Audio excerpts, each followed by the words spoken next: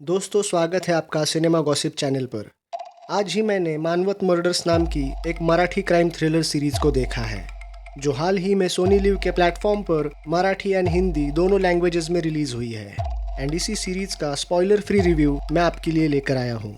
इस सीरीज को 8 एपिसोड्स के साथ रिलीज किया है एंड हर एपिसोड अराउंड 35 या 40 मिनट का है। IMDb पर इस सीरीज को 9 की रेटिंग मिली है, जो कुछ समय बाद बदल भी सकती है।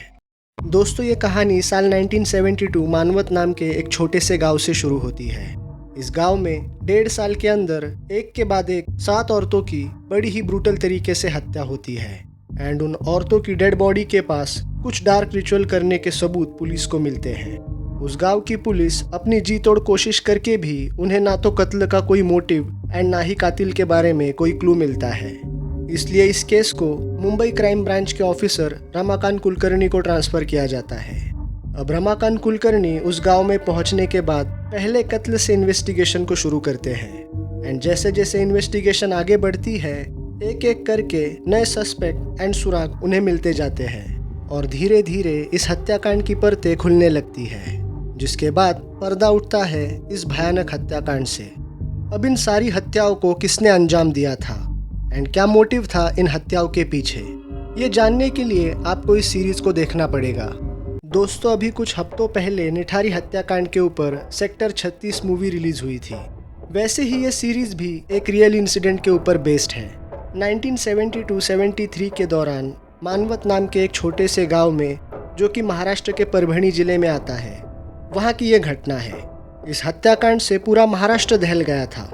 इस केस के इन्वेस्टिगेटिंग ऑफिसर रमाकांत कुलकर्णी ने इस केस को सॉल्व करने के बाद एक किताब लिखी थी, the book footprints on the sand of crime, और इसी किताब को रेफरेंस लेकर ये सीरीज बनाई गई है। आज के टाइम में क्रिमिनल्स को पकड़ने के लिए police CCTV footage, mobile location जैसी एडवांस टेक्नोलॉजीज का यूज करती है, और आज से करीब 50 साल पहले पुलिस इन्वेस्टिगेशन किस तरह से होती थी, उसका ये सीरीज एक बेस्ट एग्जाम्पल है। इस सीरीज को आशीष बेंडे ने डायरेक्ट किया है एंड ये उनकी सेकंड सीरीज है एज अ डायरेक्टर। इस सीरीज में बड़े टाइम के बाद आशुतोष गोवारिकर ने एक्टिंग की है एंड उन्होंने अपने रोल को बहुत ही अच्छी तरह से प्ले किया है। वो वाकई एक पुलिस ऑफिसर लगे हैं एंड बाकी सभी लीड या सपोर्टिंग एक्टर्स ने भी अपने अपने रोल्स को ठीक ठाक ही परफॉर्म किया है।